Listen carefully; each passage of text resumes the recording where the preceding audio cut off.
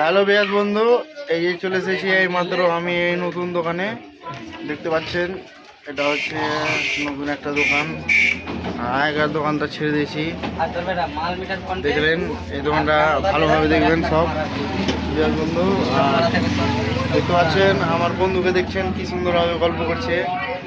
হ্যাঁ, বন্ধুকে একটু সরমও লাগছে।